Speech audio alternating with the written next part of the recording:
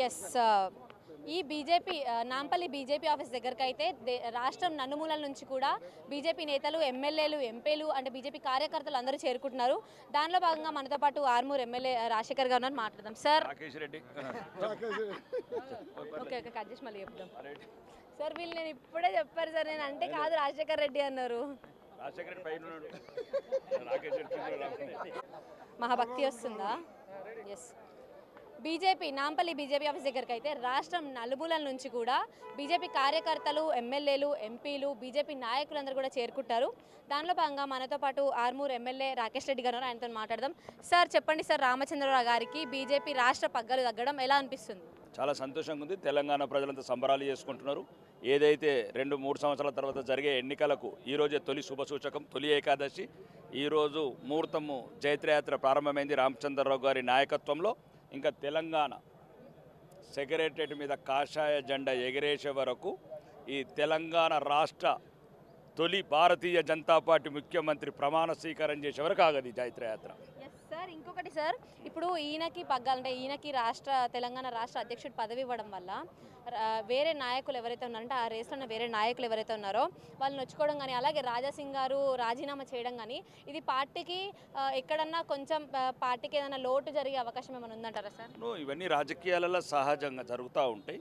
ఎందుకంటే అధ్యక్ష పదవి ఒకటే ఉంటుంది కాబట్టి, ఎందుకంటే ఇప్పుడు వేరే వాళ్ళకి ఇస్తే వేరే వాళ్ళు అలుగుతారు, అది ఎప్పుడు సహజంగా ఉంటుంది. కొద్దిగా అలకలు ఉంటాయి, అలకలన్నీ సర్దుమనుగుతాయి. అందరం ఐక్యంగా ఈ దుష్ట కాంగ్రెస్ పరిపాలనని ఎట్లయితే భారతదేశంలో ఇంకా 3 రాష్ట్రాలలో మిగిలింది, ఆ 3 రాష్ట్రాలు కూడా విముక్తి చేస్తే ఏదైతే మా జనసంఘ్ కావచ్చు భారతీయ జనతా పార్టీ పెట్టిన ఉద్దేశం ఏంటంటే కాంగ్రెస్ విముక్త భారతం చేసి వాళ్ళ కోరిక నెరవేరుస్తాం భారతీయ జనతా పార్టీ సైనికులుగా.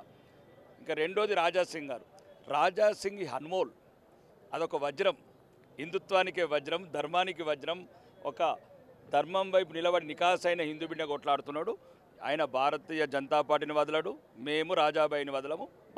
రాజాబాయి నిన్న స్టేట్మెంట్ ఇచ్చాడు, హిందూ ద్రోహుల పార్టీలకు నేను వెళ్ళను అని చెప్పాడు. కాబట్టి ఏదైనా మా మనసులో ఒకటే, హిందుత్వము రాజాసింగ్ కవల పిల్లలు, కాబట్టి రాజాసింగ్ మా మనిషి.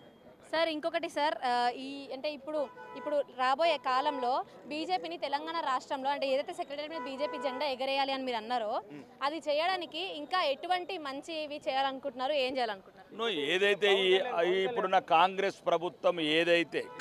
ప్రభుత్వం ఒక అబద్ధాల 6 వాగ్దానాలు ఇచ్చి ఏదైతే 4 రకరకాల మోసాలు చేసి 4,000 రూపాయల పెన్షన్ కావచ్చు, దివ్యాంగులకు 6,000 కావచ్చు, ఆడబిడ్డలకు తులం బంగారు కావచ్చు, స్కూటీలు కావచ్చు, మహాలక్ష్మి కావచ్చు, అందరికీ రుణమాఫీని కొందరికి ఇచ్చినట్టు కావచ్చు, 15,000 అని 12,000 ఇచ్చినట్లు కావచ్చు, రైతు భరోసా అడుగడుగున అబద్ధాల సర్కార్ని దించాలని తెలంగాణ ప్రజలు ముక్తకంఠంతో కోరుకుంటారు.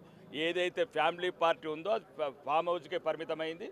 ఇంకా పెద్ద ఆయన లేవడు, లేస్తే యశోద, లేకపోతే ఫామ్ హౌస్. ఇంకా ఉన్నది నికాసైన నాయకత్వం, ప్రజల తరపున ప్రతిపక్షంగా కొట్లాడేది భారతీయ జనతా పార్టీ. కాబట్టి భారతీయ జనతా పార్టీ అధికారంలోకి వస్తుంది. Thank you sir, thank you so much. Yes చూసాం కదా, కెమెరామెన్ పేరు చెప్తా. ఓకే ఎస్ చూసాం కదా, ఇది ఆర్మూర్ ఎమ్మెల్యే రాకేష్ రెడ్డి గారు మాట్లాడింది. పూర్తిగా సెక్రటేరియట్ మీద కాషాయ జెండా ఎగరేసే వరకు బీజేపీ కష్టపడుతూనే ఉంటుంది. బీజేపీలో ఎవరైతే ఇప్పుడు అలిగిన నాయకులు కానీ, రాజీనామా చేసిన రాజాసింగ్ గారు కానీ మేమందరం చివరికి కలుస్తాం, మళ్ళీ బీజేపీలోనే ఉంటాం. ఏదైతే ఇప్పుడు ఏదైతే వస్తుందో పూర్తిగా అంటే బీజేపీకి రాష్ట్ర అధ్యక్షుడిగా ఎన్నికైన రామచంద్రరావు గారి వల్ల అంటే వేరే నాయకులు అలగడం కానీ, లేకపోతే రాజాసింగ్ గారు రాజీనామా చేయడం కానీ జరిగిందో అవన్నీ కొంతకాలం మాత్రమే. చివరికైతే బీజేపీలో అందరం కలిసే ఉంటాం. దేశద్రోహుల పార్టీలకి వేరే వాటికి నేను వెళ్ళను అని చెప్పి రాజాసింగ్ చేసిన వ్యాఖ్యలు కూడా నిజంగా అంటే బీజేపీని